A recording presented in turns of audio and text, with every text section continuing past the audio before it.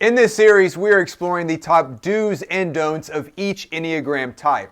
Next on our list are sixes. Now, I have a lot of friends who are sixes, and I've never thought the descriptors used by many Enneagram teachers accurately describe them in one word, so we won't use one particular word. In general, though, sixes are security-oriented individuals who are motivated by ensuring safety, verifying that everything works the way it should, and by understanding their role in any particular situation. Sixes can come across as cautious, careful, skeptical, loyal, protective, anxious, and sometimes paranoid. Did I forget to turn off the iron this morning? Do these sunglasses come with protective lenses? When was the last time your car was inspected? Is Bigfoot for real? At their best, sixes are very loyal and reliable people who sometimes have quirky but fun-loving senses of humor.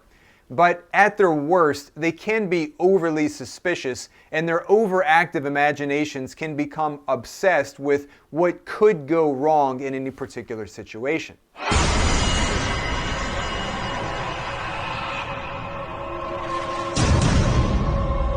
When working with sixes, here is a definite do. Do reassure them and give them time to adjust. Sixes have a hard time with change, and they oftentimes need to be reassured a few times before they become comfortable with something. Are you sure the airline pilot has his license?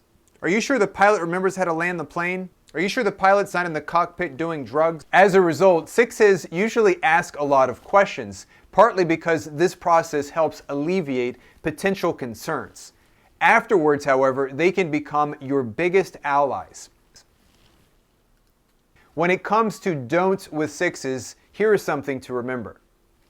Don't change plans or expectations all of a sudden. Sixes are really interesting because they're kind of like the Dr. Jekyll and Mr. Hyde kind of personality. On the one hand, they are notoriously cautious and careful and generally find comfort in the status quo.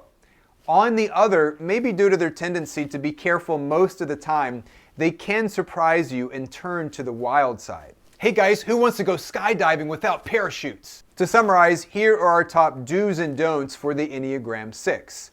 Do reassure them and give them time to adjust. Don't change plans or expectations all of a sudden. Both of these get to the core of a 6. Wanting to be safe in a seemingly unsafe world, wanting to keep things stable and predictable, and wanting to be reliable for and loyal to the people and the organizations that they trust the most. If you enjoyed this video on the do's and don'ts of the Enneagram 6, please be sure to subscribe and watch out for the next video in the series.